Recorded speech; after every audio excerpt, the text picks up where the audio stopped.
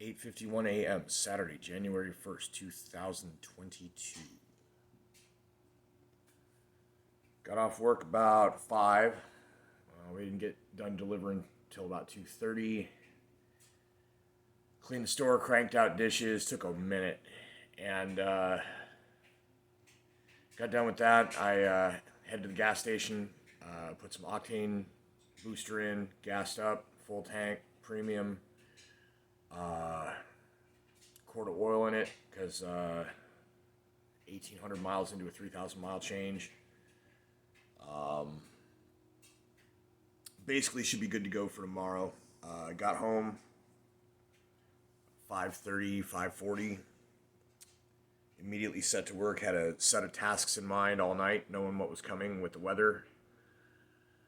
So I brought 3 cartloads of firewood. I got 1 load of walnut, 1 load of ash, and 1 load of mix of what I believe is Dutch elm and possibly oak. Maybe a little bit of walnut. It's all, the walnut was cut down and the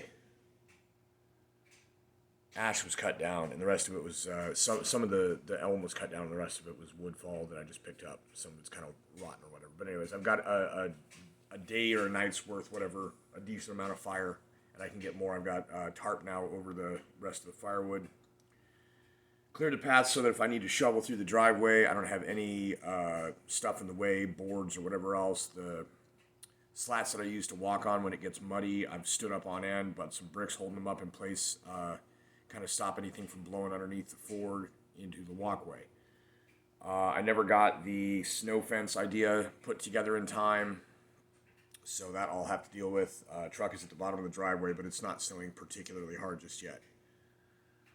So I got the firewood moved. I got a total now of 8 landscaping bricks, like what are on my retaining wall, lined up by the wheel wells above the axle in the back end of my truck. 4 bags of salt thrown in there so that these bricks don't slide around, because I had some bricks in tonight just in case it got slick and they just slid around. So hopefully what I'll have here is a pretty solid weight over the axle. 4-wheel drive is working if I need it, but it's going to be super expensive to drive. Then I went and, it's hard to see here, put some roofing tin in front of both windows. My Vulcan ladder is outside, extended, laying up against it, as well as a couple of those old stair step planks that I've got laying around. So kind of shielded against the wind on those windows. I don't have any way to put plexi up on anything. I'm not really sure what I'm going to do about the south-facing basement-style windows. I know in the daytime, sunshine into the room is important. I might have room to be able to get some plexi on there, but it's really not going to be well sealed, so I don't know what the point will be.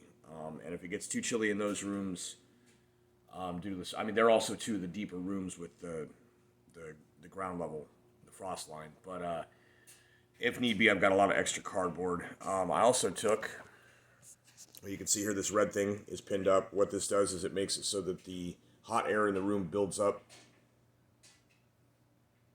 stacking upside down from the ceiling to the point where it finally starts to flow upstairs. From there is about 3.5, not quite 4 feet off the floor. What this does is it lowers the heat threshold in the room down so that the warmer air gets lower into the room. It's a big ceiling, man.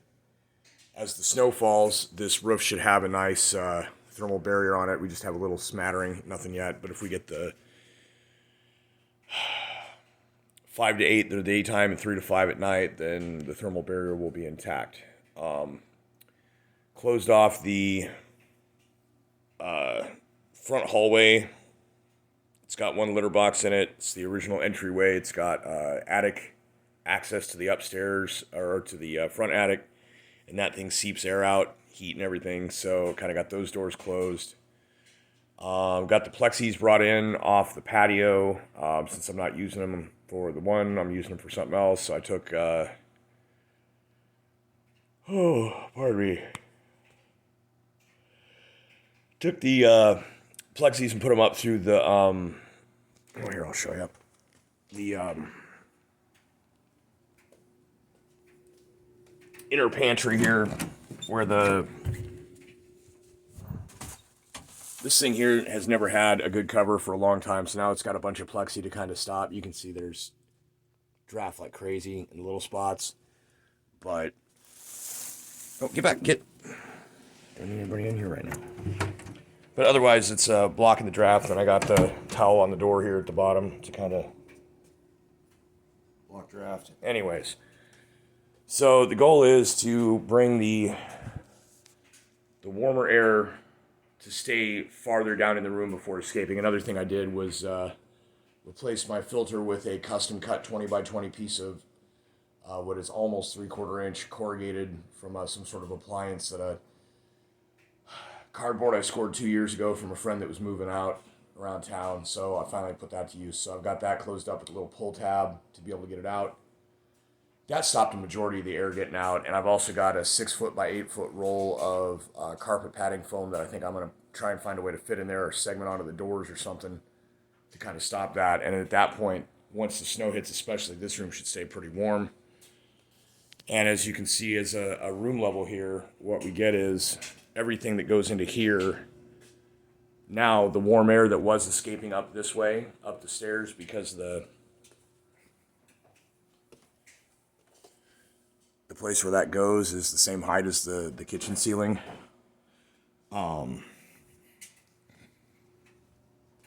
This enables many more feet of warm air to circulate through here, which means going into, it's already warmer here, into these rooms. Ice man. Into here, and into here because I had to take out the heater that was leaking in here. And as you can probably see, there's snowfall. Quite a bit coming down. And then on into here where I have the curtains kind of drawn to keep some air in. This door is closed and this heater's on high. And that window has been sealed with, on the outside, with insulation tape. This one closes pretty strongly, so I'm not too worried about it. Drafts are not too bad. The fan's keeping the warm air circulated. And as you can see, every one of these rooms that has a high ceiling in it has the ability to hold a whole bunch of heat up there as long as the thermal barrier of the roof is intact. With my ancient shingles, this doesn't work until I get lots of snow. Then I will lose some heat to glaze the snow on the bottom facing the roof. And as soon as that is complete, then I'll have the igloo effect and this will warm up considerably. So all the vents are closed. Many of them are covered up. And the heat level for the room being right about here means that like up there will be much warmer for the cats. So yeah, that's what I got. And I've been kind of chilling out, waiting to get ready to go to bed here. Wake up about 1 or 2, drink some coffee, get ready for work. I got to be out again at 5:30, and by then I expect there to be about 6 to 8 inches of snow on the ground. And yeah, I got my coveralls ready. Just basically trying to be as prepared as possible. I've also got a blanket and a snow shovel. Also a small, like one of those kneeling shovels. They're like a foot-long handle with a little mini spade. In case I need to dig anything out for the truck. Of course, I'll have the salt and the bricks in the back end of the truck. My compressor always goes with me. Actually, probably I need to find the battery jumper. Plug in here. I think this is it. Yeah, so I got to get that going too.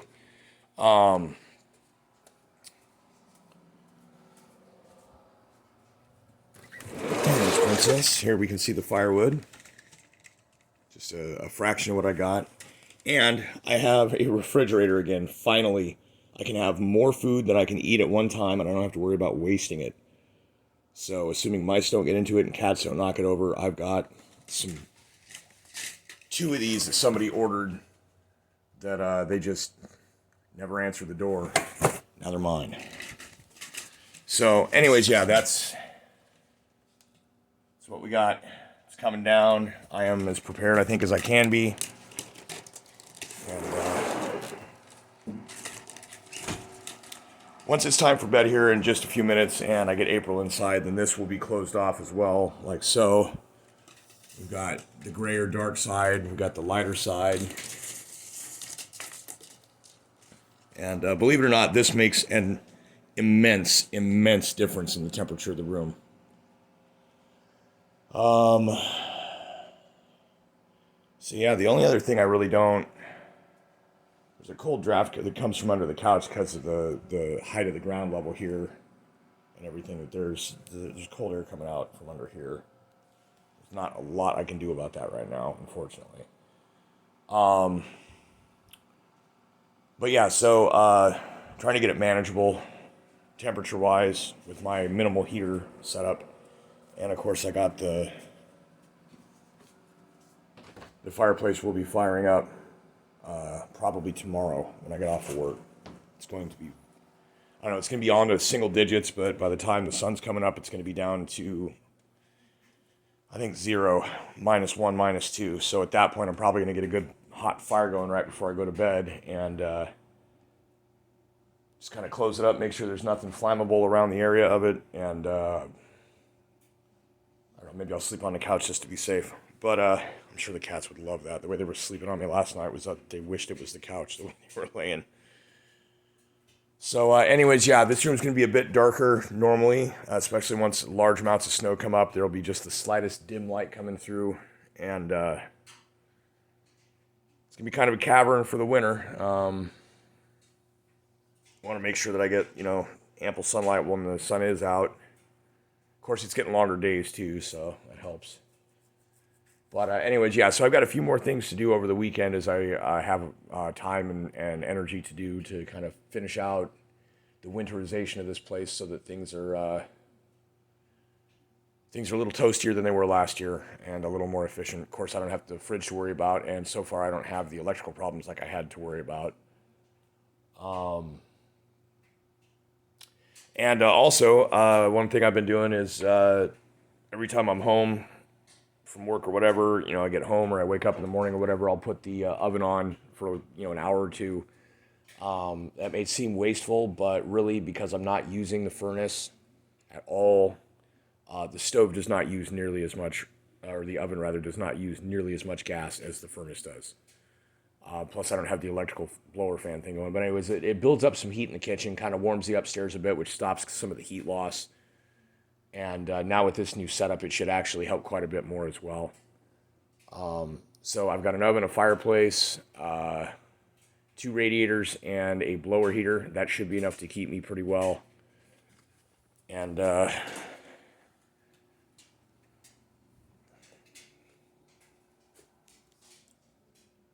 67 degrees inside right now. It was 64 when I got home, and it actually, the heat effect is already working greatly because my face is about to start sweating. I think very quickly that's going to get up to 70. I may actually have to turn some of this stuff down, which is great. So anyways, that's my update. This is going to upload while I sleep. And yeah, New Year's Day is supposed to be a gnarly blizzard.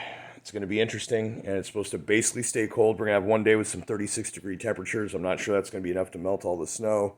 Probably get a good glaze, maybe harden the thermal barrier. And then at that point, from what the forecast is showing, the next month at least, we're probably going to be cold enough to keep the snow.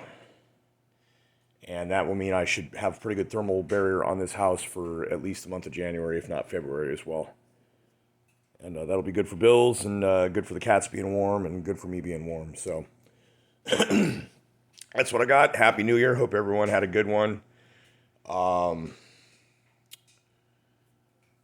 Mine was quite lucrative. The other 2 closers actually made a little bit more than me, but not by much. And I think they may have, at least one of them had padded some money by adding other stuff in or whatever. But I managed to have all my shit together before I started my shift. Got in, drove all night.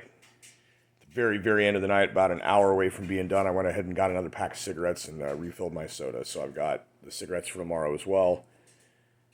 And yeah, it's going to be an interesting day. I'm really, really, really hopeful that my transfer case does not have issues, that my 4-wheel drive is available and not too fuel consuming when I need it, and hopefully I won't need it too bad. Honestly, I'm not sure whether the city here is going to drop the ball on roads or what. They did not have the de-icers going out beforehand to make sure that the streets stay thawed. It's New Year's Day and Saturday. I'm really not sure how long it's going to take, if, when, before the city road crews get out and do their thing. So, I mean, I may be totally surprised and find mostly clear roads, county and city, by the time I go to work tonight. But it's also possible that they will wait until it stops snowing, which means Sunday there will be clear roads, which is why I have four-wheel drive. And from the sound of it, there's only two, maybe three total of us that have 4x4. One coworker's got a Cadillac with really nice traction control, says he gets around really well. But he's been having issues with ABS and speed sensor that is causing his traction control to shut off and cut the power to his engine considerably. So if that comes back, he's going to have issues. And everybody else has got minivans or small front-wheel drive cars. And there will come a point like 2 nights ago, what was it, Wednesday, when we had the freezing rain. Most of those folks just were like, I can't do it, going home. And it just was more money in my pocket. So, I mean, if that happens, it's, told the boss lady today, I said, I'll come in and do the thing and it's all good, but you got to understand when I complain normally about the fact that the delivery charge does not cover the entirety of the gas. And she kind of, I said, no, just understand. I said, I'm spending $50 to $55 every single day that I drive for a close shift.